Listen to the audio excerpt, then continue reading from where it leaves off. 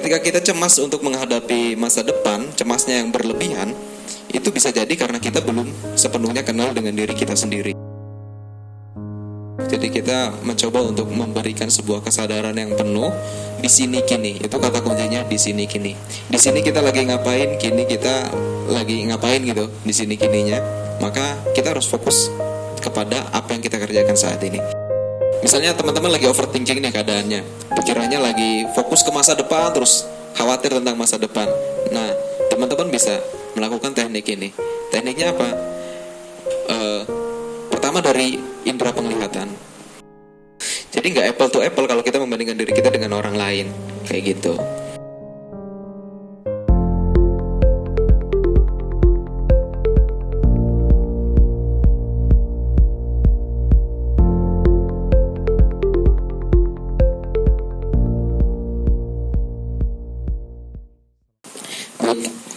Assalamualaikum warahmatullahi wabarakatuh.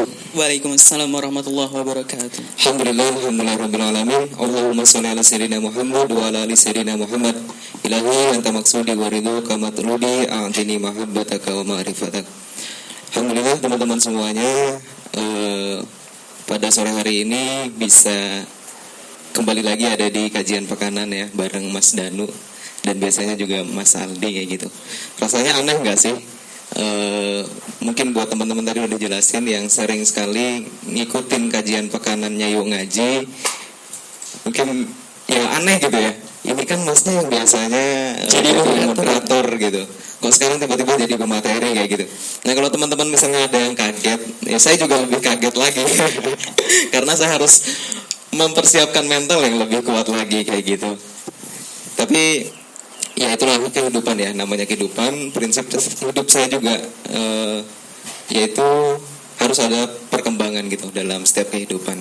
Jadi jangan monoton itu aja.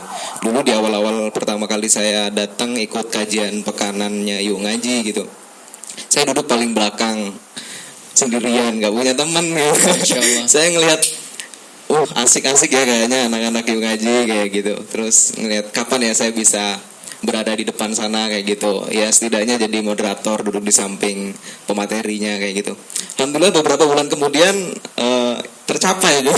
Hal tersebut tercapai, saya jadi moderatornya. Terus setelah itu saya punya pemikiran lagi kan, kapan ya saya bisa jadi pematerinya kayak gitu. Dan alhamdulillah pada kesempatan sore hari ini saya diberikan kesempatan yang luar biasa oleh Yuk Ngaji, teman-teman Yuk Ngaji, untuk mencoba untuk membawakan sebuah materi tentang overthinking kayak gitu. Walaupun Yuk Ngaji ini kan lebih terkenalnya komunitas hijrah, komunitas Islami kayak gitu. Walaupun nanti mungkin pendekatan saya ini pendekatannya lebih pendekatan umum ya. Tapi ya mudah-mudahan nanti apa yang saya sampaikan gak ada yang keluar dari ajaran syariat Islam seperti itu. Nah, teman-teman, pada sore hari ini kita akan ngobrolin tentang overthinking, cemas menghadapi masa depan. Ketika kita ngobrolin tentang kecemasan di masa depan, kayaknya wajar gak sih kalau kita cemas terhadap masa depan? Wajar banget deh Mas kayaknya. Wajar ya? Iya wajar. Kenapa wajar? Karena masa depan ini kan adalah suatu hal yang belum pasti, sesuatu hal yang belum kita ketahui. Dan ketika kita berhadapan dengan suatu hal yang belum pasti, tentu kita ada rasa cemas. Itulah salah satu fungsi dari emosi kecemasan itu. Jadi masing-masing emosi itu memiliki fungsinya masing-masing. Jadi cemas itu hadir itu untuk sebagai alarm ya, sebagai alarm ketika ada sesuatu hal yang memang perlu kita persiapkan lagi kayak gitu. Nah, jadi kita bisa mempersiapkan tuh. Nah, itu. Nah, jadi saya sendiri pun sebenarnya masih merasakan cemas untuk menghadapi masa depan. Semua orang pasti merasakan ya Mas. Mungkin semua orang. Ya, menjadi masalahnya adalah bagaimana cara menghadapinya kayak gitu ya Mas. Iya, benar banget. Jadi memang wajar banget, normal banget semua orang itu menghadapi kecemasan. Cuman memang tadi kata Mas Danu, bagaimana cara kita bisa menghandle kecemasan itu. Yang penting kecemasan yang kita rasakan ini enggak mengganggu kegiatan kita sehari-hari. Jadi misalnya kita cemas, kita jadi susah tidur. Nah, ketika kita susah tidur, kita jadi keesokan harinya itu kan aktivitas kita pasti terganggu ya. Tidak produktif. Iya, fisik kita jadi terganggu gitu, fisik kita jadi lemes kayak gitu. Nah, kita juga bisa jadi sakit. Nah, itu sudah sangat mengganggu berarti. Nah, jadi kita akan belajar bagaimana caranya agar overthinking atau kecemasan yang kita punya ini tidak mengganggu aktivitas kita sehari-hari. Nah, oleh karena itu mari kita belajar bareng-bareng ya teman-teman di sini. Kita belajar bareng-bareng. Nah, ketika kita ngobrolin tentang overthinking nih, apa sih overthinking itu? Nah, teman-teman pasti udah tahu artinya overthinking itu apa. Di situ ada dua kata yang dijadiin satu, ada kata over dan juga thinking. Nah, over itu adalah suatu hal yang berlebihan, sedangkan thinking itu adalah berpikir kayak gitu. Jadi berpikir yang berlebihan. Sebelum kita bahas tentang bagaimana cara untuk menghadapi overthinking itu, kita lebih baik untuk mengenali dulu apa sih overthinking itu. Dari fungsinya dulu. Fungsi thinking itu apa sih? Nah, biasanya yang kita tahu adalah fungsi thinking ini kan berpikir ya. Fungsi berpikir itu adalah yang pertama adalah untuk mencari kebenaran. Nah, ini juga digunakan oleh para filosof-filosof zaman dulu ya. Zaman dulu itu menggunakan pikirannya untuk mencari sebuah kebenaran. Kebenaran tentang apa? Kebenaran tentang alam semesta misalnya. Bagaimana sih proses terciptanya alam semesta? Dia kan dengan berpikir itu dia akhirnya menemukan teori-teori. Muncullah teori-teori Big Bang kayak gitu, yang mengatakan bahwa planet-planet yang ada di dunia ini itu ternyata semakin hari itu semakin menjauh, semakin saling menjauh satu sama lain gitu. Iya, kayak hubungan kayak dia lah, semakin lama semakin menjauh gitu. Nah, itu adalah teori Big Bang kayak gitu. Jadi berawal dari berpikir tadi. Terus apalagi fungsinya untuk mencari kebenaran tentang apa? Tentang manusia. Siapa sih kita? Untuk apa kita ada di sini kayak gitu? Apakah kita ada di dunia ini untuk bersenang-senang atau untuk saling membunuh misalnya? Nah, itu bisa kita dapatkan jawabannya dari kita menggunakan proses thinking tadi itu dengan cara yang benar. Terus juga untuk apa? Untuk mencari sebenarnya kita itu tuh terlahir gitu aja atau memang punya tujuan. Terus siapa juga sih sebenarnya yang menciptakan kita? Nah, ngapain sih di dunia ini kan? Bener banget, ngapain sih di dunia ini? Nah, itu salah satu fungsi dari thinking. Berarti yang pertama adalah untuk mencari kebenaran. Terus yang kedua itu adalah sebagai antisipasi. Nah, misalnya ketika kita akan melakukan sebuah usaha, tentu kita akan berpikir kan, gimana caranya agar usaha kita ini tuh enggak rugi. Nah, dari thinking tadi, jadi muncullah beberapa alternatif solusi. Nah, bahkan hewan pun ini thinking, berpikir. Ketika dia, misalnya ada tupai hewan yang terkenal pandai melompat gitu. Lincah. Dia itu melakukan thinking. Ketika dia berada di pohon A, ketika dia akan meloncat dari pohon A ke pohon B, dia itu melakukan kalkulasi di dalam pikirannya. Jadi dia berpikir juga. Kalau dia nggak berpikir, kita bisa lihat di mana-mana tupai mungkin jatuh. Mungkin nggak ada istilah tupai itu adalah hewan yang pandai melompat kayak gitu. Itu salah satu fungsi dari thinking yang kedua, yaitu sebagai antisipasi. Terus yang ketiga ini adalah sebagai problem solving tadi. Sebagai problem solving. Jadi setelah kita berpikir, kita menghadapi masalah, kita berpikir mencari solusinya apa. Nah, ketika kita mendapatkan solusinya, maka berarti itu kita dalam proses berpikirnya itu bukan dikatakan overthinking. Tapi ketika kita berpikir terus tanpa mendapatkan solusi, itu bisa disebut dengan overthinking. Jadi kata problem solving ini bisa menjadi sebuah kata kunci. Ketika teman-teman berpikir, teman-teman misalnya malam-malam susah tidur mikirin apa sih? Ketika teman-teman misalnya berpikirnya itu mendapatkan sebuah solusi, mendapatkan sebuah problem solving, itu bukan overthinking. Tapi ketika berpikirnya muter-muter aja, mikirin muter-muter ya berlebihan tadi. Jadi termasuk overthinking. Contohnya gini, misalnya saya mau buat pesta pernikahan. Oh, yang udah mau nikah kode. Mau membuat pesta pernikahan. Nah, di pesta pernikahan itu pasti saya akan berpikir gimana caranya agar acara pernikahan saya nanti ini meriah. Itu kan sebuah masalah kan. Setelah kita berpikir, kita mendapatkan solusi. Oh, biar meriah, kita adain musik. Oh, kita undang band yang terkenal, misalnya band apa ya? Ngadain giveaway. Nah, ada yang giveaway misalnya. Itu bisa. Itu salah satu problem solving yang kita miliki.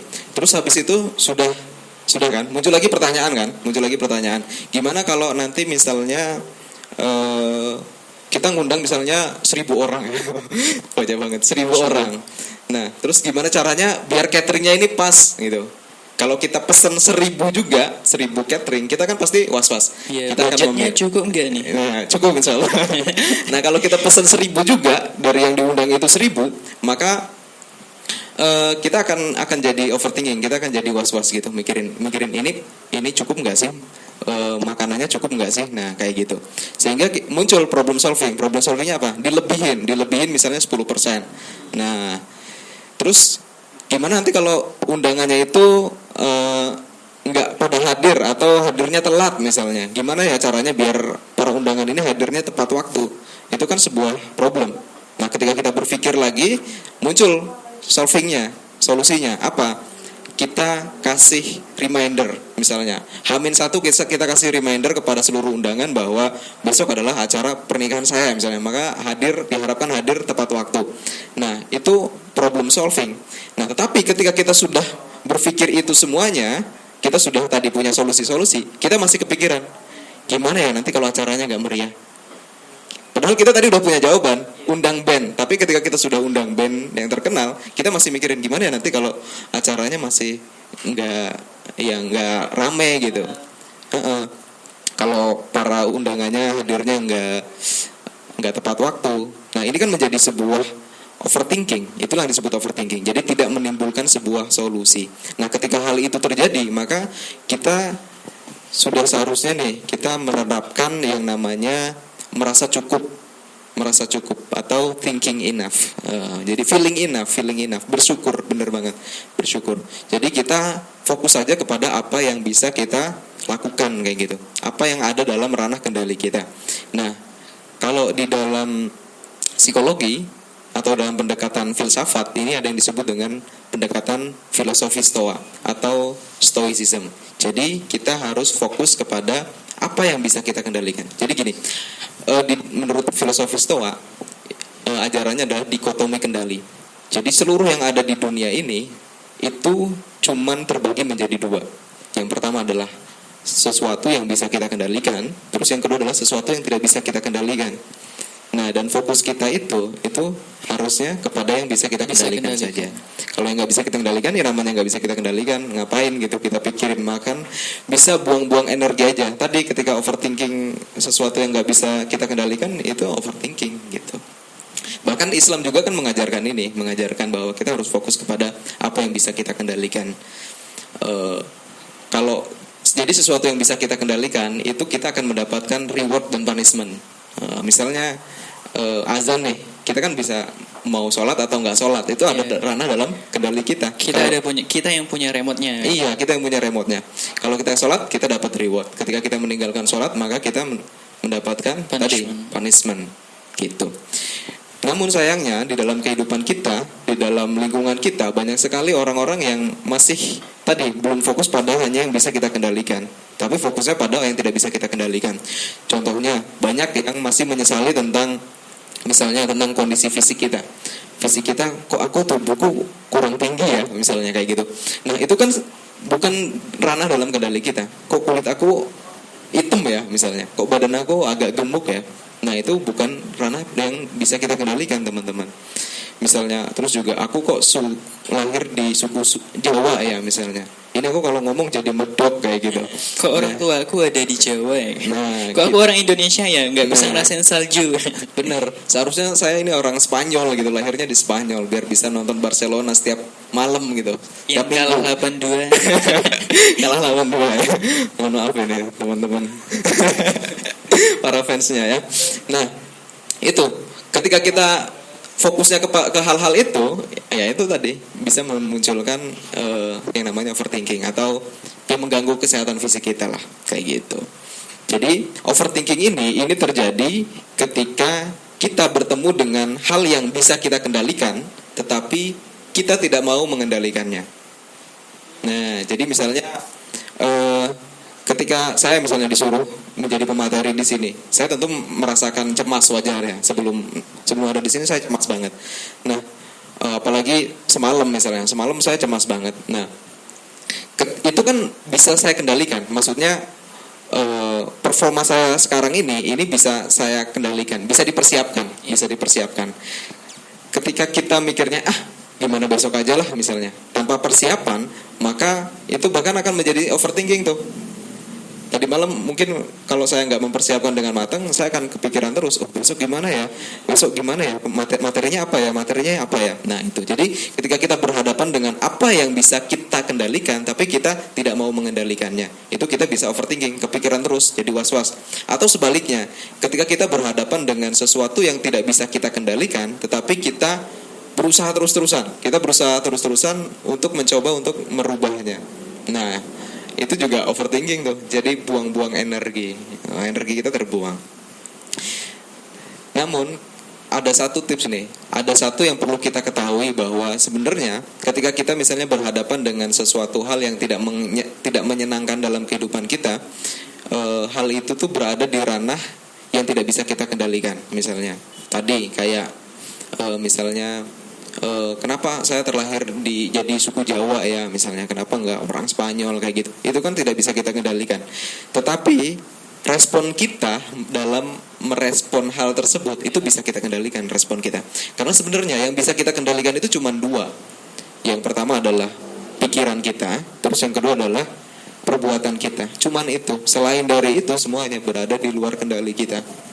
Tadi misalnya ketika kita mau membuat pesta, kita berpikiran gimana ya nanti kalau misalnya para tamu undangan yang hadir sedikit gitu, kalau nggak meriah. Nah,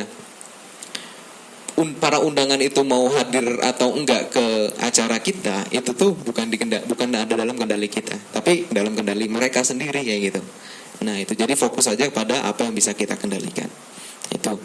Nah, terus tentang kecemasan masa depan, itu tadi tentang overthinking ya. Sekilas tentang overthinking, tentang kecemasan untuk menghadapi masa depan. Tadi yang pertama saya bilang bahwa cemas ini adalah sebuah emosi yang wajar, dan ini juga bisa menjadi sebuah alarm bagi diri kita bahwa ketika ada sesuatu hal yang kayaknya akan gak beres, maka muncullah alarm. Ketika kita cemas berarti kita, itu tanda tuh, tanda ya orang ada yang ngingetin lah ya. Harusnya bersyukur kita ada yang ngingetin, ini kayaknya besok ada yang gak baik-baik aja nih. Terus kita introspeksi diri, apa nih kira-kira yang bakalan gak baik-baik aja, sehingga harus diperbaiki supaya bisa lebih baik lagi ke depannya. Benar. Nah ketika itu sudah kita perbaiki kan, ya udah, tentu nanti rasa cemasnya juga akan hilang dengan sendirinya kayak gitu. Nah terus ada satu pertanyaan yang menarik nih. Kenapa ketika kita berbicara dengan orang yang baru belum dikenal gitu, itu buat sebagian orang itu sangat menakutkan. Kenapa tuh? Mungkin karena nggak percaya diri ya, karena wah aku kira-kira bisa nggak yang ngobrol sama dia, atau mungkin biasanya yang lebih tua itu biasanya lebih susah gitu. Wah dia tua banget ya gitu, aku takutnya nanti dibilang anak-anak lah, nggak sesuai porsinya untuk ngobrol, mungkin kayak gitu mas. Intinya kalau biasanya based on experience, biasanya pengalaman, itu karena nggak percaya diri gitu. Iya, karena nggak percaya diri, benar banget itu alasannya. Terus alasan yang paling sering kita temukan juga, yang pertama adalah karena belum kenal. Coba kalau udah kenal, kita biasanya ngobrol, wah enak banget kita ngobrol kemana pun enak banget, karena kita udah kenal. Tapi kalau orang yang belum kenal, itu tadi kita banyak ketakutan, banyak kecemasan. Nah begitu juga dengan diri kita sendiri. Ketika kita cemas untuk menghadapi masa depan, cemasnya yang berlebihan, itu bisa jadi karena kita belum sepenuhnya kenal dengan diri kita sendiri. Kenal dengan diri kita sendiri ini apa maksudnya? Yaitu kita kenal potensi yang kita miliki apa, kekurangan kita apa, kelebihan kita apa, dan kita juga tahu tujuan terbesar dalam hidup kita itu apa sih sebenarnya. Nah, ketika kita sudah punya jalan nih, tujuan terbesar aku adalah misalnya aku akan pengen menjadi dokter misalnya, pengen kaya. Pengen nikah, Mas. Pengen nikah, semua orang pengen nikah ya. Standar banget cita-citanya. Nah itu, misalnya aku di 10 tahun ke depan aku akan menjadi dokter misalnya. Itu kan apa yang kita inginkan. Terus kita introspeksi diri nih. Kelemahan kita apa? Kelebihan kita apa? Kelemahan kita yang membuat kita menjadi penghalang untuk bisa mencapai cita-cita tersebut dalam 10 tahun ke depan itu apa aja? Kita introspeksi diri. Nah, terus kelebihan kita yang bisa kita gunakan untuk mencapai tujuan itu apa sih? Nah, itu dengan mengenal diri kita sendiri. Ketika kita udah kenal dengan diri kita sendiri, maka seharusnya kita nggak akan cemas terhadap masa depan. Kenapa? Karena kita udah tahu 10 tahun ke depan cita-citaku, kita ada gambarannya. Aku akan menjadi seorang dokter. Progresnya udah tergambarkan ya. Sudah jelas, progresnya sudah jelas. Terus juga tentang halangan-halangannya juga sudah jelas. Halangannya apa aja ya tadi, kelemahan-kelemahan kita apa aja sih kayak gitu. Terus hal yang mendukung apa aja. Nah itu kan sudah jelas. Nah dengan kita mengenali diri kita sendiri, maka inilah salah satu cara agar kita tidak cemas terhadap masa depan kita. Jadi itu bisa menjadi tips yang pertama untuk kita tadi mengenali diri kita sendiri. Terus gimana caranya mengenali diri kita sendiri? Ya tadi teman-teman bisa renungkan tentang berikan pertanyaan kepada diri sendiri. Apa sih tujuan dalam hidupku misalnya? Itu. Terus juga kekuranganku itu apa aja sih? Terus kelebihanku apa aja? Itu cara simpelnya ya, cara simpelnya. Nanti kalau ingin cara yang lebih dalam lagi, lebih detail lagi, nanti bisa tuh ikuti kelas psikologi. Promo ya sekalian. Kan katanya tujuan ini materi ini untuk promo. Jadi nanti materinya dibuat gantung-gantung aja ya. Biar supaya teman-teman pada penasaran ikut kelas yang akan kita selenggarakan. Ya, nah itu salah satu tipsnya yang pertama tadi. Terus hal yang perlu kita tanamkan juga dalam kehidupan kita, yaitu tadi kita kuncinya yaitu yakin dengan diri kita sendiri dan juga kita percaya dengan ketetapan Allah. Jadi dari dua tips ini sebenarnya sudah sangat bisa melegakan sendiri. Ketika kita sudah yakin dengan diri sendiri dan juga yakin dengan ketetapan Allah kayak gitu. Nah, ketika kita yakin dengan diri kita sendiri, itu berarti kita tuh bisa menerima segala kekurangan yang ada dalam diri kita kayak gitu. Kalau misalnya di sini ada teman-teman yang kayak ngerasa insecure, aku bakal kerja apa ya, terus mau melamar pekerjaan ke sebuah perusahaan juga misalnya malu gitu, nggak percaya diri gitu untuk melamar sebuah perusahaan. Padahal ngelamar aja. Nggak punya pengalaman lah. Nah, ngelamar aja kayak gitu. Jadi kita harus tahu juga bahwa sebelum kita berharap bahwa sebuah orang lain ataupun sebuah perusahaan itu bisa menerima diri kita, maka hal yang paling pertama harus kita lakukan adalah kita bisa menerima diri kita sendiri dulu. Setelah kita bisa menerima diri kita sendiri, baru orang lain juga akan bisa menerima diri kita sendiri. Berdamai dengan diri sendiri. Benar banget. Terus ada istilahnya, kita juga harus menanamkan yang namanya growth mindset. Nah, apa tuh? Growth mindset. Jadi berdasarkan buku mindset, pola pikir manusia itu ada dua sebenarnya. Yang pertama ada fixed mindset, ada juga growth mindset. Fixed mindset ini adalah orang-orang yang berpikiran bahwa sebuah bakat itu tuh dilahirkan. Jadi tidak bisa ya misalnya kita ngelihat orang sukses, ya wajar dia lihat bapaknya aja pinter kayak gitu, wajar anaknya juga jadi pintar terus akhirnya sukses kayak gitu. Sedangkan saya misalnya ayah saya biasa-biasa saja, misalnya bukan anak siapa-siapa kayak gitu. Nah itu fixed mindset tuh. Jadi ngerasa ya udah kemampuanmu segitu ya segitu aja, nggak bisa dikembangkan kayak gitu. Nah terus yang kedua ini yang perlu kita miliki yaitu adalah growth mindset. Growth mindset ini adalah pola pikir yang kita berkembang. Jadi kita percaya bahwa namanya bakat itu diciptakan. Kita yang menciptakan. Benar. Kita yang menciptakan. Jadi kita bisa berkembang. Kalau misalnya sekarang kita baru bisa A misalnya, maka kalau kita mau latihan, tentu suatu saat kita akan bisa A, B, C, D dan lain sebagainya. Iya, contohnya Mas Adin gitu, yang dulunya cuma nonton dari belakang, akhirnya maju ke depan, bisa jadi moderator, bisa jadi narasumber kayak itu ya Mas. Bener banget itu, contoh yang pas. Nah, terus yang kita juga jadi kita harus introspeksi gitu kan, introspeksi. Bisa jadi ketika kita tadi takut untuk menghadapi masa depan, ketika kita tidak siap untuk menghadapi masa depan, maka tidak siap itu bisa jadi Karena kita pemikiran kita yang salah kayak gitu ya. Kita menganggap bahwa ini udah pasti kayak itu, udah ya karena dia udah tadi orang tuanya kayak gitu, dari faktor-faktor lain sehingga memang ya udah dia udah memang udah pantas kayak gitu. Padahal kan itu kita yang memantaskan kayak gitu ya, Mas. kita yang memantaskan diri, benar banget. Itu tadi tentang yang fixed mindset ya, yang harus kita hindari lah. Kita harus memiliki yang namanya growth mindset tadi. Nah, tadi ketika kita takut untuk menghadapi masa depan, bisa jadi karena kita memang belum sepenuhnya mempersiapkan diri. Jadi memang persiapan itu penting banget gitu. Terus teknik untuk mengatasi overthinking itu gimana? Ini yang lebih tekniknya ya. Kalau tadi kan lebih kayak ke pola pikir kayak gitu. Ini lebih ke tekniknya. Yang pertama memang kita harus sadari dulu bahwa terkadang kita itu lebih menderita ketika kita berada di pikiran kita sendiri daripada kenyataannya gitu. Jadi misalnya kalau di NLP itu ada istilahnya the map is not the territory. Jadi misalnya peta yang kita lihat di Google Maps itu adalah bukan wilayah yang sesungguhnya. Atau menu makanan itu yang kertas itu bukan makanan yang sesungguhnya. Ekspektasi sama realita. Nah, itu terkadang berbeda. Jadi dalam pola pikir kita itu terkadang kita itu lebih menderita berada dalam pikiran kita sendiri. Sedangkan realitanya padahal belum tentu. Belum tentu ya. Belum tentu. Buktinya nggak ada yang ngebully kita misalnya, nggak ada yang mukulin kita. Tapi kok kita ngerasa menderita? Kenapa bisa merasa menderita? Itu karena pola pikir kita. Ada yang salah dalam pola pikir kita. Dan dari pola pikir ini tentu ini bisa mengakibatkan menyerang gangguan-gangguan fisik juga gitu dari beban-beban pikiran ini.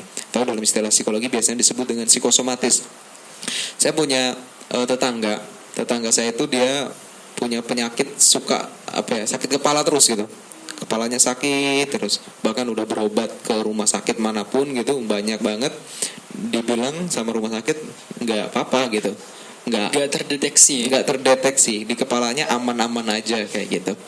Nah terus ketika ngobrol dengan saya, terus juga saya lihat tipe kepribadiannya gitu, ternyata tipe kepribadian dia itu adalah perfeksionis. Jadi ketika dia melihat jadi ingin selalu sempurna gitu ya. Sudut pandangnya ingin selalu sempurna. Jadi ketika sedangkan orang-orang yang ada di lingkungannya itu kan bukan orang-orang yang sempurna, nggak ada orang yang sempurna kan. Misalnya dia jadi guru di sebuah sekolahan, dia mendapatkan jabatan yang agak tinggi lah. Nah ketika ada sebuah aturan di sekolahan, terus juga jadi kalau orang perfeksionis kan, kalau aturannya gini, maka harus kayak gini aturannya. Walaupun tujuannya sama, kan caranya bisa berbeda-beda. Kalau dia enggak, kalau memang caranya udah ditentukan seperti ini, maka harus seperti ini. Itu ciri-ciri orang-orang yang perfeksionis. Nah sehingga ketika lingkungannya itu enggak sesuai dengan ekspektasi dia, maka menjadi beban pikiran dia. Ketika menjadi beban pikirannya terus, akhirnya tadi menjadi sebuah penyakit, menjadi sakit kepala. Dan ternyata setelah dia diperiksa ke luar negeri, baru ketahuan ternyata memang ada di kepalanya itu ada saraf yang geser gitu. Nah itu bisa jadi karena sarafnya itu, tadi kepala itu kan tegang terus tuh, kepalanya tegang, ketika tegang akhirnya ada yang bergeser sehingga menimbulkan sakit kepala terus. Nah, itu. Jadi jangan tegang terus teman-teman, santai aja. Sekarang santai. Tuh saya lagi tegang, Mas. Tegang kenapa? Tegang karena di depan. Ya. Tapi biasanya kalau kayak gini kan tegangnya di awal-awal aja. Tapi kalau udah jalan buktinya biasa aja gitu. Nah, teknik yang bisa banget kita gunakan itu adalah teknik mindfulness, teman-teman. Pasti teman-teman sudah sering banget dengar mindfulness. Mindfulness ini adalah kesadaran penuh. Jadi kita mencoba untuk memberikan sebuah kesadaran yang penuh di sini kini. Itu kata kuncinya, di sini kini. Di sini kita lagi ngapain, kini kita lagi ngapain gitu, di sini kininya. Maka kita harus fokus kepada apa yang kita kerjakan saat ini. Jadi live in the present gitu. Jadi hidup di saat ini. Karena gini, pikiran kita itu kan cenderung melompat-lompat. Kalau istilahnya itu adalah the monkey mind. Jadi kayak monyet suka loncat-loncat. Loncat-loncatnya kemana? Kita ada 3 waktu, teman-teman. Yang pertama adalah saat ini, terus yang kedua adalah masa lalu, terus yang ketiga adalah masa depan. Nah, pikiran kita itu sering melompat-lompat ke masa lalu. Misalnya kita teringat kepada kesalahan di masa lalu yang kita menjadi kepikiran terus, sehingga akhirnya tadi mengganggu aktivitas kita saat ini. Padahal masa Keingat lalu, mantan tadi mas. Keingat mantan. Gitu. keinget mantan, iya misalnya. Coba kalau aku nggak putus sama mantan gue dulu misalnya, aku pasti sekarang sudah bahagia. Padahal belum tentu ya, belum tentu. Nah, ketika kita berusaha untuk memperbaiki apa yang ada di masa lalu, itu adalah sebuah kesia-siaan. Kenapa? Karena masa lalu tidak bisa kita rubah. Mau bagaimanapun caranya, mau kita nangis darah, itu nggak akan bisa kita rubah. Itu tentang masa lalu. Terus tentang masa depan, pikiran kita juga suka larinya ke masa depan, sehingga tadi cemas terhadap masa depan, sehingga kita takut untuk menghadapi masa depan. Kalau di psikologi itu ada namanya Peter Pan Syndrome. Nah, jadi Peter Pan Syndrome ini adalah sebuah ketakutan untuk menjadi dewasa. Oh, kalau misalnya teman-teman yang baru lulus SMA kayak gitu ya, masih remaja, itu biasanya takut untuk menjadi dewasa. Karena ya kadang kita ngerasain. Kok bisa mas? Kadang Takut kita, jadi kita dewasa. iya, kita ngerasain kadang nggak enak jadi orang dewasa. Pernah mikir gitu gak sih? Kebetulan nggak pernah mas. Nggak pernah? Ya makanya penasaran kok bisa. Oh, Mas. berarti ya ada pengecualian. Ya tadi Soalnya, kebanyakan orang. Iya, menurut saya sendiri kan dewasa itu suatu pilihan, sedangkan tua itu kepastian kayak itu. Jadi mau dewasa atau enggak itu pilihan kita kayak itu. Benar banget. Iya, itu benar. Pilihan. Jadi bagaimana pola pikir kita agar kita bisa dewasa menghadapi tadi stimulus-stimulus yang ada dalam lingkungan kita kayak gitu. Nah, Peter Pan Syndrome tadi itu takut untuk menjadi dewasa. Kenapa? Karena bisa jadi dia melihat orang-orang dewasa yang ada di sekelilingnya itu Banyak masalah, banyak punya pekerjaan, banyak. kayak itu sibuk lah, kayak itu. Ya, benar Mas. banget. Jadi nggak bisa kayak biasanya. Ketika kita masih anak kecil kan kita kayaknya happy banget ya. Masalah terbesar kita itu cuman apa sih? Cuman rebutan siapa yang jadi Power Rangers merah gitu. Itu masalah terbesar kita. Waktu kita masih anak-anak gitu. Kita bisa main hujan-hujanan, main bola. Wah, Bodo amat kayak itu. berenang, bodo Dunia amat. milik sendiri. Yang lain tuh ngontrak. Benar, tanpa mikirin masalah-masalah. Mau makan apa nggak perlu mikirin itu. Yang penting pulang, gimana caranya pulang biar nggak dimarahin ibu gitu aja gitu kan. Karena pakaian sudah kotor semuanya. Itu ketika kita anak-anak. Nah, jadi mindfulness ini tadi kita berusaha untuk fokus kepada apa yang kita lakukan saat ini. Kalau kita misalnya sekarang teman-teman di sini lagi pada dengerin kajian ini, maka fokusnya sepenuhnya ke sini. Walaupun mungkin agak susah ya kalau kita harus berfokusnya agak lama, tetapi nggak apa-apa. Yang namanya pikiran kita ya kadang lari-lari nggak apa-apa. Cuman ya tadi ketika lari difokuskan lagi, ketika lari coba difokuskan lagi. Itu mindfulness. Simpelnya kayak gitu. Teknik yang bisa kita praktekkan itu adalah dengan meditasi. Kalau mindfulness ini kan sebenarnya pendekatan meditasi. Jadi ada meditasinya. Bertapa gitu mas, atau gimana? Yang nggak harus bertapa juga sih ya. Intinya kita kayak setiap hari misalnya kita menyempatkan waktu 3-5 menit untuk menyadari nafas. Jadi kita boleh menjem sambil puter musik instrumen, terus kita fokuskan tadi kepada nafas kita. Ketika kita tarik nafas, kita sadari bahwa kita sedang menarik nafas. Ketika kita hembuskan, kita sadari bahwa kita sedang menghembuskan nafas kayak gitu. Nah, itu meditasi simpelnya kayak gitu. Terus ada yang menarik itu adalah teknik grounding 5-4-3-2-1. Itu biasanya permainan saya main 5-4 kayak gitu. Itu teknik grounding itu adalah kita menyadari. Jadi indera kita itu ada 5 kan. Ketika kita misalnya lagi overthinking nih, gampangnya ketika kita lagi overthinking, kita mencoba untuk teknik grounding ini, mindfulness.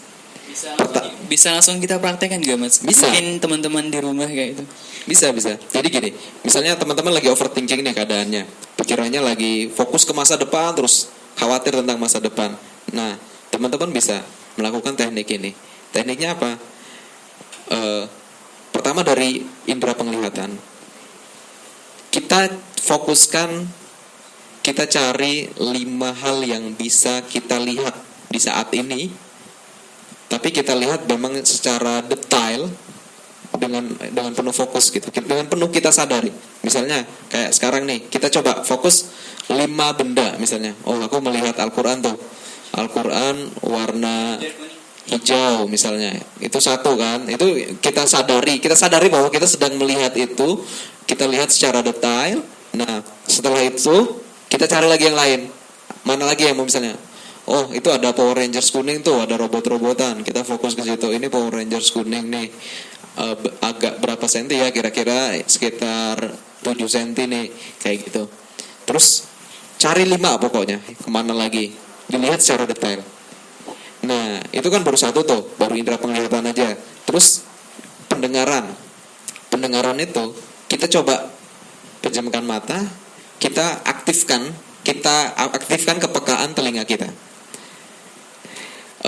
Kita cuma coba untuk fokus mendengarkan 4 suara.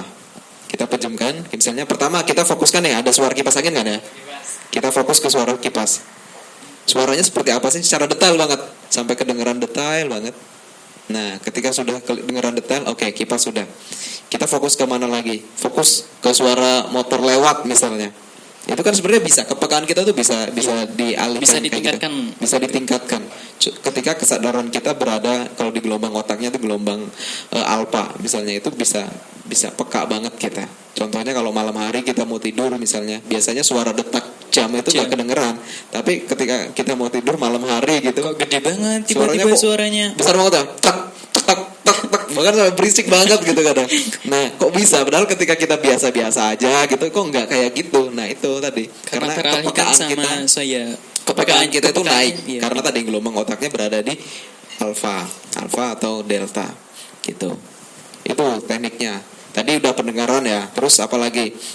Penciuman ini 3 berarti. Tadi 5, 4, 3 hal yang bisa kita cium. Misalnya kalau kita di sini mejem, kita nggak mencium apa-apa, kita cari yang bisa kita cium. Misalnya ada bunga, kita cium bau bunga. Oh, baunya seperti ini bunga ini. Ada baju yang belum kita cuci. Nah, boleh, boleh fokuskan itu. Pokoknya 3 hal. Tadi udah penciuman, apa lagi? Yang bisa kita pegang, yang kita peraba. 2 hal yang bisa kita raba. Apa yang bisa kita raba? Misalnya bunga tadi, kita pegang bunganya halus, misalnya lembut atau kasar. Nah, itu. Terus yang satu adalah pengecap ya. Apa sih yang bisa kita rasakan di lidah kita? Misalnya ada permen. Kita mood permennya, kita rasakan, kita benar-benar rasakan bahwa rasa permen itu seperti apa. Nah, hal-hal seperti itu bisa melatih mindfulness kita, berpikir di sini kini.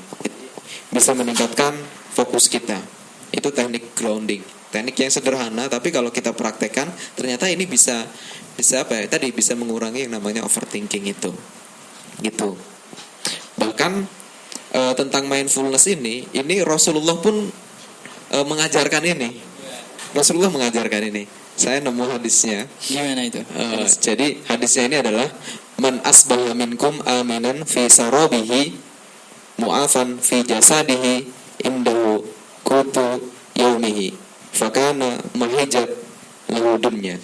Jadi barang siapa yang di pagi hari itu dia aman rumahnya aman, terus juga sehat badannya, punya bekal untuk 1 hari, punya bekal untuk hari itu kayak gitu. Hari itu aja. Hari gitu itu ya? aja. Enggak Nah, besok enggak. kayak masa depan nih. Jadi cukup hari itu aja, bukan punya bekal untuk 2 minggu ke depan atau 1 bulan ke depan, 1 tahun ke depan. Enggak. Rasul bilang cuman yang penting kamu punya bekal untuk hari itu aja. Nah, maka ketika kamu sudah memiliki 3 kriteria tadi, aman, rumah kita aman, nggak ada yang nyerang, nggak ada yang bobol. Kalau nggak ada rumah gimana? Nggak ada rumah. Ya, maksudnya bukan rumah, nggak Iya. harus punya sendiri. Yang penting tempat tinggal kita kan ya. Nah, terus juga kondisi badan kita juga sehat. Terus kita tadi punya bekal, ada yang bisa dimakan untuk hari ini aja. Maka itu diibaratkan oleh Rasulullah, kita itu udah kayak memiliki dunia ini gitu. Jadi kayak dunia ini tuh milik kita. Terus Rasulullah mengajarkan hal seperti itu. Jadi fokus pada hari ini doang gitu. Jadi kita nggak ada pemikiran untuk kayak numpuk harta kayak gitu. Nggak mencemaskan besok makan apa, enggak, karena tadi fokusnya cuma di hari ini. Iya. Live in the present, itu adalah mindfulness banget itu luar biasa banget ternyata. Islam juga ternyata mengajarkan ini. Tadi saya kaget juga ketika dapat hadisnya, keren banget ternyata ya. Terus gimana Iya. kalau misalnya orang-orang yang menumpuk barang, kayak kemarin kan sempat ada ketika ada pandemi ini kan, itu numpuk banget barangnya kayak itu sampai nimbun masker, nimbun yang lainnya. Ini juga termasuk apakah juga termasuk kesalahan berpikirnya, atau emang juga termasuk dalam faktor eksternal untuk sehingga dia berpikir overthinking gitu, atau gimana, Mas? Iya, berarti itu kan tadi dia merasakan kecemasan yang berlebihan. Ketika dia tahu kondisi saat ini, misalnya, dia langsung menumpuk hartanya gitu. Jadi menumpuk masker, takut Takut habis. kayak gitu. Ya itu cemas banget sih, cemas terhadap masa depan, karena kan dia udah mikirin ini. Misalnya untuk apa coba masker sampai berdus-dus kayak gitu? Emang mau dia pakai setiap hari ganti gitu? Kan enggak ya, kan enggak. Nah itu mungkin bisa ada dipakai 1 tahun gitu kan, kalau sampai berdus-dus kayak gitu. Berarti tadi emang cemas banget orang. Udah overload ya, udah lagi overthinking. Jadi itu salah satu gangguan juga sih. Dan Rasulullah nggak mengajarkan itu kan ya. Rasulullah nggak mengajarkan itu. Terus ada lagi, ini lebih ke teknis ya, lebih teknis karena ya biar lebih psikologis banget gitu. Teman-teman bisa juga menuliskan apa sih yang sebenarnya lagi ada dalam pikiran teman-teman. Karena biasanya ketika kita overthinking, itu kan seolah-olah pikiran kita tuh penuh banget di dalam pikiran kita itu. Ketika pikiran kita penuh itu ibaratkan benang kusut. Kalau benang kusut itu kan susah untuk diurai ya. Nah, ternyata dengan menuliskan apa yang ada dalam pikiran kita, itu seperti mengurai benang kusut tadi. Jadi tiba-tiba kita bisa mendapatkan insight baru. Yang tiba-tiba kita merasa pikiran tersebut itu menjadi beban, itu kita bisa jadi plong dengan sendirinya. Karena kita sudah dituangkan ke tulisan tadi ya. Karena dituangkan dengan tulisan kayak gitu. Jadi kalau teman-teman misalnya ada yang susah tidur malam-malam, punya banyak ide, itu biasanya, jadi overthinking ini nggak selamanya negatif ya. Tadi kayak misalnya, biasanya saya juga kadang ngalamin gitu. Ketika mau tidur, saya punya banyak ide. Wah, besok saya akan melakukan A, B, C, D kayak gitu. Itu kalau nggak saya tulis, itu saya nggak bisa tidur sampai pagi.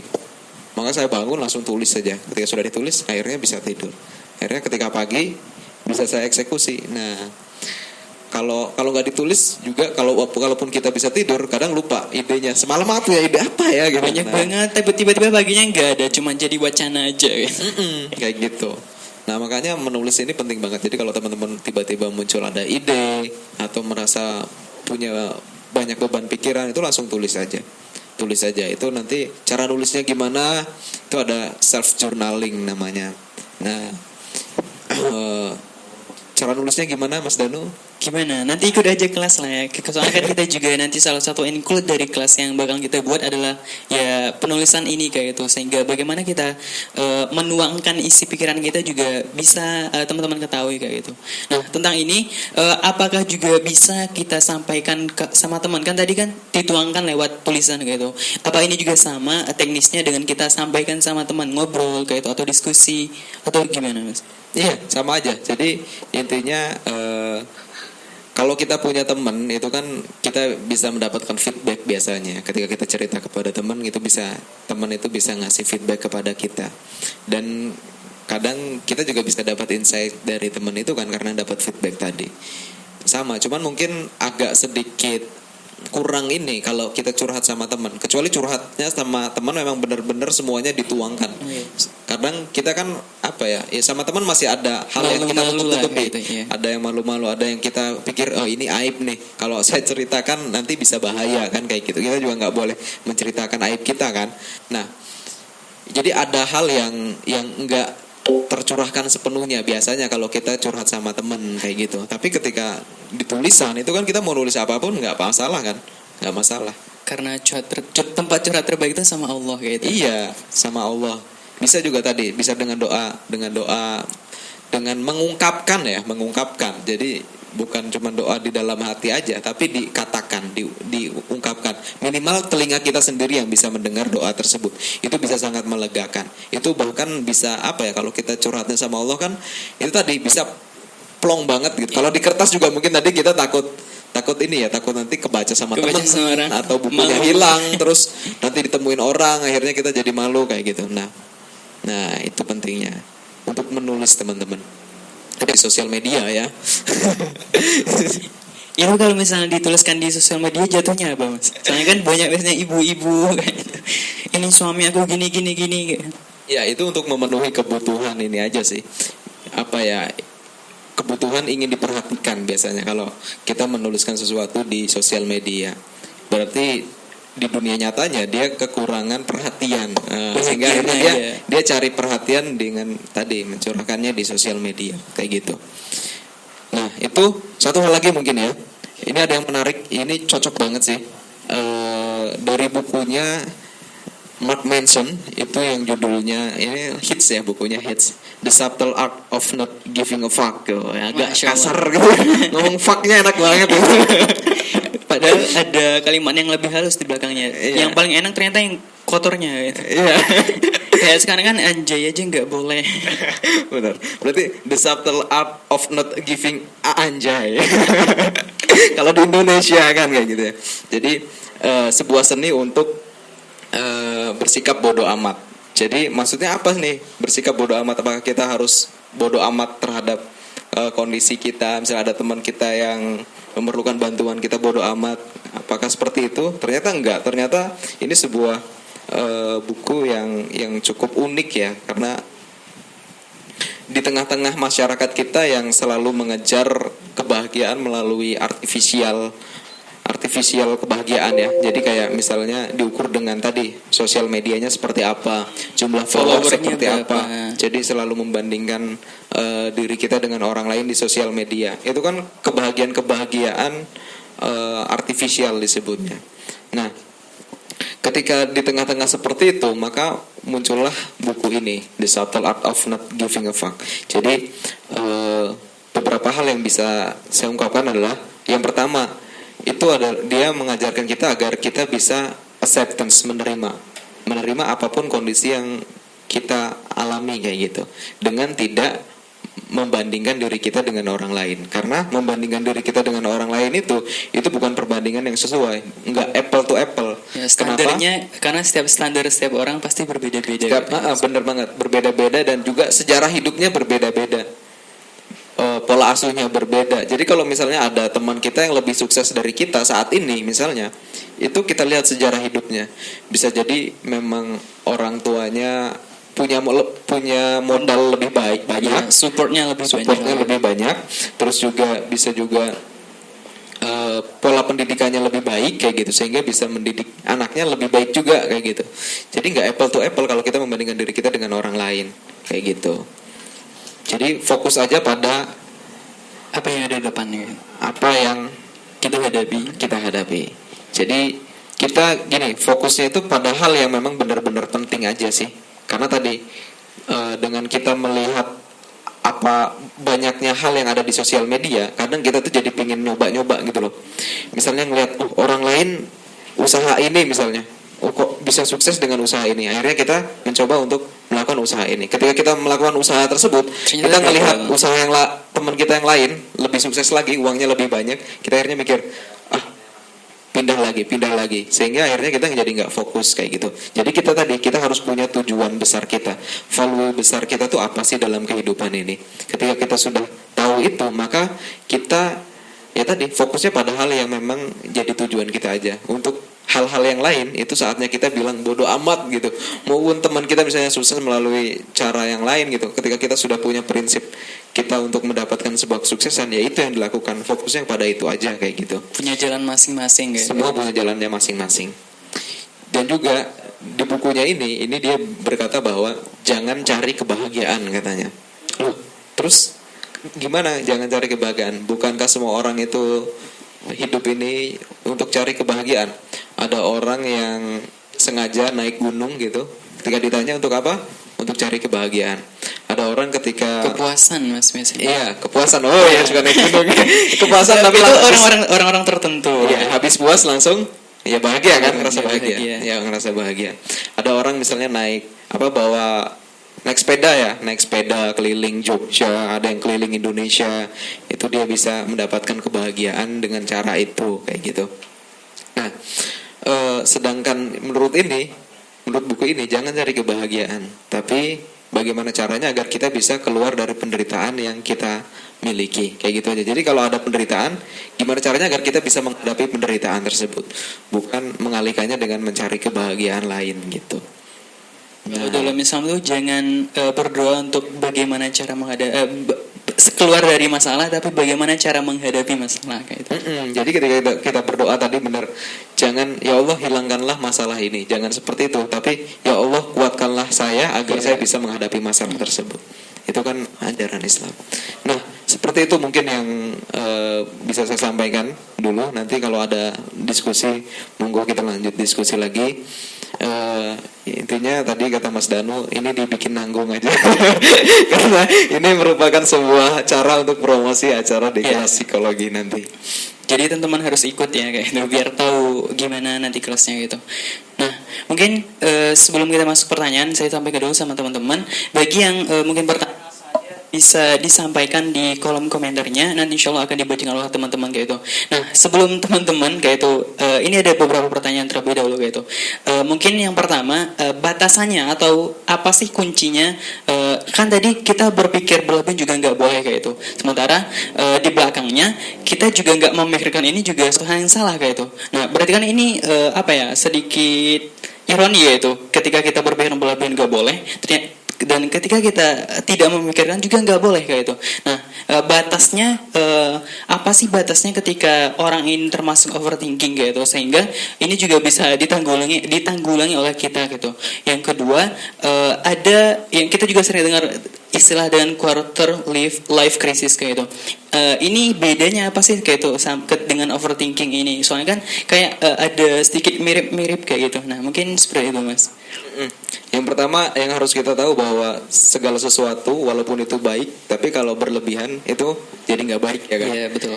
Makan itu suatu hal yang baik, tapi ketika kita makan terus gitu, makannya banyak banget, itu menjadi overload tadi, overeat berarti bukan overthinking, overeat. Nah, itu menjadi sebuah hal yang nggak baik ketika semuanya berlebihan. Terus bagaimana caranya membedakan ketika ini sudah menjadi gangguan atau enggak, ini sudah menjadi overthinking atau enggak, kayak gitu. Tadi sebenarnya saya udah bahas ketika kita mikirin itu untuk mencari sebuah problem solving. Ketika kita mendapat masalah, kita pikirin tuh kan masalah, gimana sih problem solvingnya.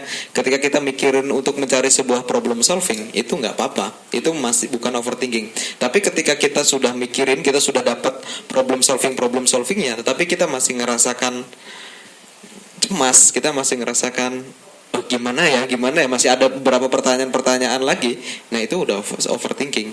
Maka tadi itu udah saatnya kita bilang cukup kepada pikiran kita, cukup dulu, nanti lagi dilanjut lagi gitu. Lebih baik fokus kepada hal-hal yang lain gitu pikirannya.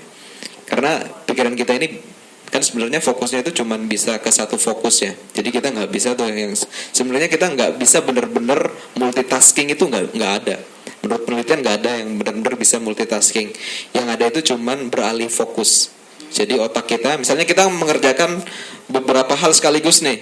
Kalau ibu-ibu biasanya ya, jadi masak kakinya sambil ngepel, sambil ngomong anak kayak gitu. Nah, sambil nelpon juga. Hebat banget ya. Nah, nggak gitu juga sebenarnya. Jadi walaupun kita mengerjakan hal yang banyak, tetapi dalam satu waktu, itu nggak dalam satu waktu juga kan. Kita fokusnya kan berbeda-beda. Fokusnya pindah-pindah aja. Tadi kayak the monkey mind. Kita sekarang ngerjain ini, fokus ke sini. Begitu kita ngerjain yang B, maka kita nggak fokus ke yang A lagi. Kita pindah ke B. Begitu juga ke C, kayak gitu. Begitu juga ketika kita overthinking. Ketika kita bener-bener mikirin, misalnya besok gimana ya. Nah, ketika kita alihkan, maka nggak akan mikirin itu lagi. Nah, biasanya juga saya juga kan kita semua kan tadi normal ya, overthinking itu normal. Karena yang nggak normal itu ketika kita sudah mendapatkan gangguan kecemasan. Maka di psikologi juga, jadi overthinking itu bukan sebuah diagnosa, bukan sebuah penyakit lah istilahnya, bukan sebuah gangguan. Yang disebut gangguan itu adalah tadi gangguan kecemasan atau anxiety. Nah, jadi kalau overthinking itu masih dalam tahapan yang normal. Jadi masih sebuah istilah yang populer gitu. Habis ini. Cek. Nah, gitu. Cek. Oh, cek. Nah, itu tadi. Itu batasannya seperti itu. Jadi ketika kita masih berpikirnya untuk mencari sebuah solusi, itu bukan overthinking. Itu aja gampangnya sih. Ya, intinya kita tanyakan kepada diri kita sendiri sih, apa sih yang bisa saya lakukan gitu. Ketika kita punya pemikiran misalnya, besok gimana ya biar presentasi aku lancar, kita tanyakan pada diri kita sendiri, apa sih yang bisa saya lakukan agar presentasi aku lancar. Nah, apa sih yang bisa aku lakuin saat ini. Nah, mempersiapkannya kan. Nah, ketika sudah kita persiapkan secara matang, tapi kita masih mikir juga, gimana kalau besok misalnya presentasi aku nggak bagus atau gagal. Nah, itu kan kita udah nggak punya jawaban lagi. Jawaban tadi kan udah kita pakai, mempersiapkan. Tadi udah kita persiapkan, tapi masih mikirin lagi. Itu overthinking. Gitu. Jadi simpelnya tanyakan pada diri kita sendiri, apa sih yang bisa kita lakukan. Itu. Terus yang kedua tadi tentang quarter life crisis. Ini juga sama sih, quarter life crisis ini sebuah istilah populer juga. Jadi biasanya di usia-usia 20 tahun sampai dengan 30 tahun kan kita menghadapi masa-masa ketidakpastian biasanya. Ketika kita masih di bawah 20 tahunan, itu kan biasanya kita masih masa-masa kuliah ya. Ketika kita masih masa-masa kuliah, ini kan biasanya beban pikiran kita, beban hidup kita itu belum terlalu berat karena tanggung jawabnya kita belum punya tanggung jawab secara penuh. Tetapi ketika kita sudah 20 tahun lebih, itu kita di usia-usia saat kita lulus kuliah. Ketika kita saat lulus kuliah, maka tanggung jawab kita tadi itu kita jadi punya tanggung jawab baru gitu loh. Nah, ketika kita menghadapi tanggung jawab baru, biasanya kita nggak siap.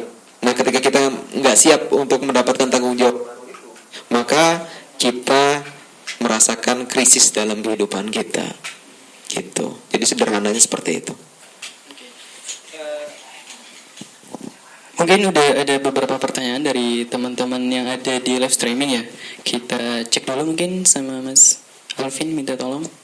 Nih Kak, kalau overthinking dan menceritakan ke teman apakah boleh? Overthinking menceritakan ke teman apakah boleh? Ya boleh. Itu tadi hampir sama dengan menuliskan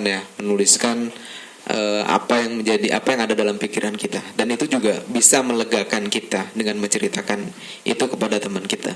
Yang penting apa yang kita ceritakan tadi bukan aib kita, dan juga bukan hal-hal yang memang nggak wajar untuk disampaikan gitu, dan juga sampaikan pada orang yang tepat kayak gitu. Karena sekarang ini ada juga istilah baru, toxic positivity. Nah, toxic positivity ini juga bisa malah memperparah kondisi mental kita, yang misalnya kita lagi pingin curhat, menyampaikan sesuatu, ingin meluapkan emosi kita, tetapi ketika kita mendapatkan toxic positivity, itu malah bisa jadi negatif untuk kita gitu. Sederhananya seperti itu. Pertanyaan bukan pertanyaan dari aku Mas. Bedanya aib sama depresi itu apa sih? Aib sama depresi. Ya, perbedaan antara aib dan depresi. Karena dia kayak depresi itu masalah. Misalnya mungkin soal dia bukan aib kan. Nah itu yang ngomong. Jadi dia ceritain ke orang. Ya, tadi jadi ada pertanyaan tentang aib sama depresi yaitu. Nah, depresi ini tadi dalam bentuk suatu masalah yang ada di sebelumnya, mungkin kayak dia nggak lulus ujian kayak gitu, Karena toxic relationship. oh ya. Ya, intinya dia mendapatkan sebuah beban yang berat sehingga dia akhirnya depresi ya. Nah, ketika dia depresi, terus dia menceritakan kepada temennya, apakah itu sebuah aib kayak gitu kan ya.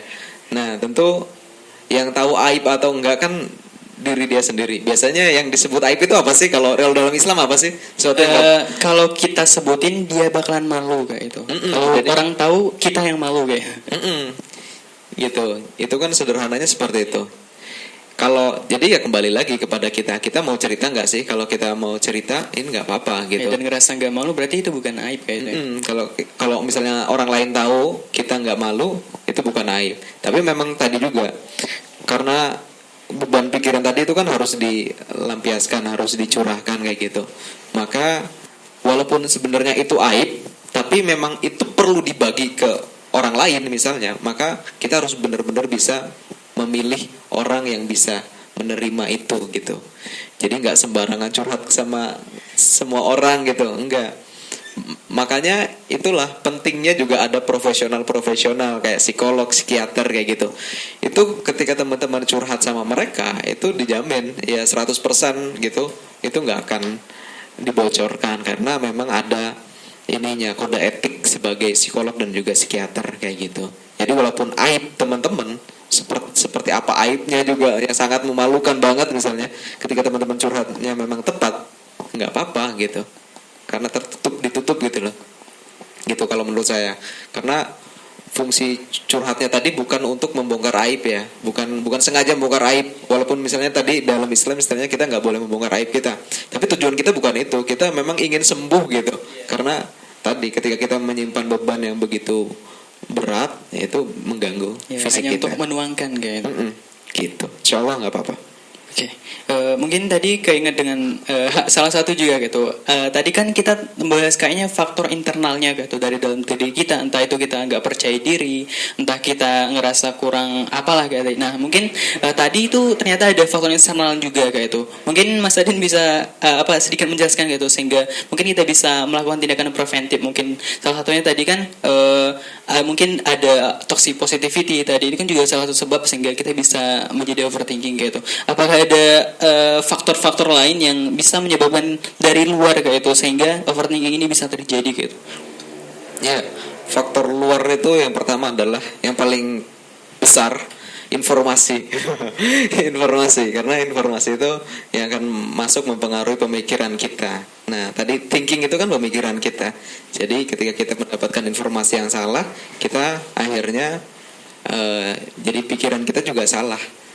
Hal-hal yang kita anut, pola pikir yang kita anut juga bisa jadi salah. Gitu. Itu yang paling besarnya dari informasi.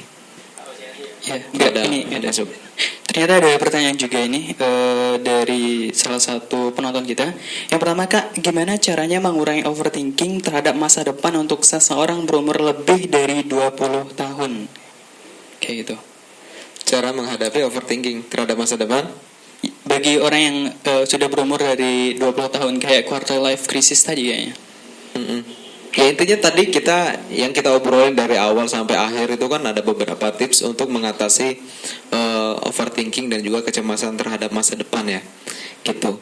Jadi sebenarnya nggak terlalu dibatasi usia berapa. Ketika teman-teman memang benar-benar niat untuk bisa mengaplikasikan tips-tips yang tadi, insya Allah itu bisa mengatasi ke-overthinkingan teman-teman semuanya gitu.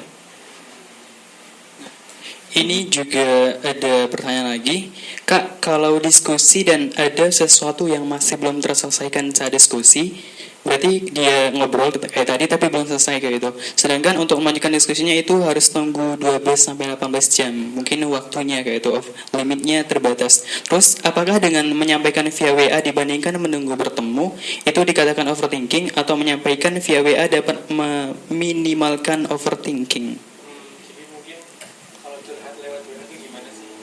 Apakah itu efektif atau enggak? Itu paling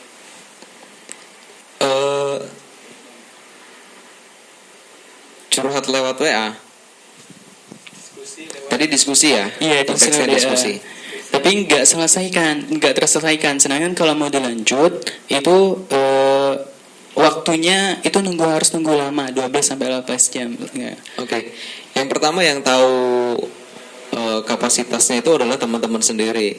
Jadi kamu sendiri yang tahu. Jadi ketika diskusi tadi itu Itu kan teman-teman misalnya ada yang pengen dikeluarkan tuh kan, ketika kita diskusi, ketika belum selesai, aku pengen ngomong ini nih tapi waktunya udah harus berakhir, maka biasanya kita kepikiran aku mau nyampein ini nih, aku mau nyampein ini, itu kan jadi kepikiran. Iya, itu kan overthinking kan, kita jadi kepikiran pengen nyampein itu tuh. Nah, teman-teman itu terganggu nggak dengan hal itu gitu? Ketika teman-teman harus menunggu selama 12 jam misalnya, terganggu nggak selama 12 jam itu? Nah, kalau memang misalnya teman-teman terganggu dan memang pingin benar-benar disampaikan, ya sampaikan aja, nggak apa-apa walaupun lewat WA kayak gitu. Tapi kalau misalnya menurut teman-teman apa ya, nggak apa-apa kok gitu, aku bisa melakukan hal yang lain dulu, nggak kepikiran terus ke yang hal yang tadi loh, ke diskusi yang tadi. Misalnya tiap malam apa dari pulang itu sampai dari perjalanan pulang sampai mau tidur kepikiran terus aku mau nyampein ini gitu terus sampai hampir nabrak kayak itu. Nah gitu, itu kan udah mengganggu, maka ya sampein aja. Tapi kalau misalnya nggak terganggu ya nggak apa-apa, nunggu aja. Kalau memang misalnya diskusinya bisa dilanjutkan besok, lanjutkan besok nggak apa-apa. Jadi yang tahu kapasitasnya itu ya diri kita sendiri kayak gitu. Jadi tanyakan lagi pada diri kita sendiri. Ya, intinya masalahnya itu bisa berpengaruh apa sih buat kita gitu. Kalau misalnya ada efeknya berarti itu termasuk overthinking gitu ya, Mas. Ya. Ada lagi? Kalau nggak ada, mungkin bisa kita langsung closing statement aja dari Mas Adin. Alhamdulillah dari tadi udah 1 jam lebih kita ngobrol di sini. Insyaallah banyak sekali manfaat dan juga ilmunya. Ya. Sebelum kita ada promo, mungkin monggo silakan Mas Adin, ada kata-kata, ada closing statement dari Mas Adin kayak itu. Ya, closing statementnya gini aja. Overthinking ini teman-teman, ini seperti kita lagi ada di treadmill. Tahu treadmill ya? Orang yang suka nge-gym biasanya tahu treadmill. Jadi kita tuh seolah-olah udah lari jauh. Karena apa? Karena kita udah capek banget, karena kita udah berkeringat banget. Tetapi sebenarnya kita nggak kemana-mana, kita masih di situ-situ aja. Itu adalah overthinking. Dan juga kita juga harus tahu teman-teman, overthinking ini seperti kita misalnya naik motor, itu gasnya kencang banget, gasnya full, kita ngebut, kita berpikiran bahwa dengan ngebut ini kita akan cepat sampai kepada tujuan yang akan kita tuju ini. Tetapi kita juga harus tahu bahwa yang namanya di jalan itu kan ada orang nyebrang, ada tikungan, ada lampu merah, kayak gitu, ada bangjo. Nah, jadi kalau kita terus-terusan gasnya full, maka tadi bisa jadi nabrak, bisa jadi menimbulkan kecelakaan. Oleh karena itu nggak apa-apa kok kita pelan-pelan gitu, pelan-pelan yang penting selamat. Kenapa? Karena ternyata ada beberapa hal yang bisa lebih kita lihat, itu bisa lebih indah kalau kita lihat ketika kita jalannya pelan-pelan kayak gitu. Mungkin itu yang bisa saya sampaikan teman-teman. Terima kasih teman-teman yang ngaji yang sudah memberikan waktu saya untuk menyampaikan materi di kesempatan kali ini. Mudah-mudahan bisa bermanfaat untuk kita semuanya. Mohon maaf apabila ada kesalahan dan kekurangan. Kita sama-sama belajar ya teman-teman. Itu aja dari saya. Hirul kalam wabillahi taufiq wal hidayah. Wassalamualaikum warahmatullahi wabarakatuh. Waalaikumsalam warahmatullahi wabarakatuh. Ya, itu tadi penyampaian materi dari Mas Adin, Masya Allah sekali. Tadi banyak sekali tentunya manfaat dan juga wawasan serta pengetahuan baru yang itu bisa kita dapatkan kayak gitu.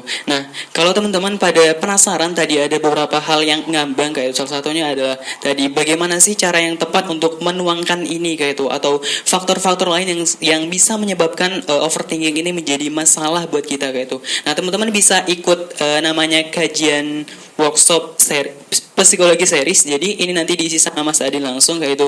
Ada beberapa hal yang teman-teman dapatin kayak itu. Yang pertama nanti ada worksheet. Ini salah bentuknya kayak lembar kerja. Kayak ya teman-teman tahulah kayak gitu apa itu worksheet kayak itu. Kayak nanti di sana ada apa aja permasalahan yang kita alami, atau apa sih yang harus kita lakukan pada hari ini kayak itu.